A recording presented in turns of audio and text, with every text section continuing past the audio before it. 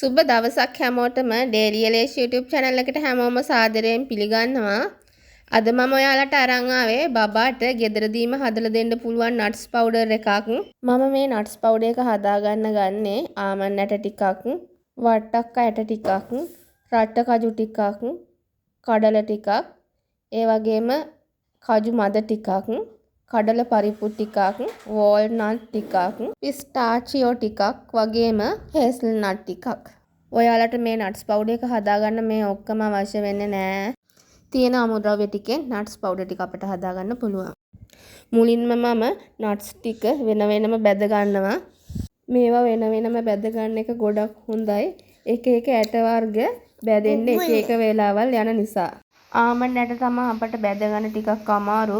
ඒ නිසා මේක හොඳට දෙපැත්ත පෙරලා බැද ගන්න. මම nuts ටික බැදගෙන වෙනම පිඟානකට මේ විදිහට දා ගන්නවා.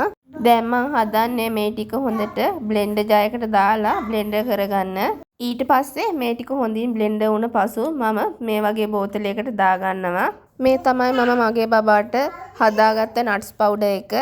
ඔයාලට පුළුවන් බබාට හදාගන්න ඕනම කෑම එකකට මේ nuts powder ටිකක් දාලා රසවත් කරගන්න. බර අඩු බබෙකුගේ බර වැඩි කරගන්න ගොඩක් හොඳයි මේ nuts powder එක.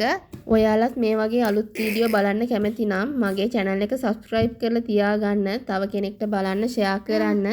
එහෙනම් අපි අලුත් වීඩියෝ එකකින් හමු වෙමු. සුබ දවසක් හැමෝටම.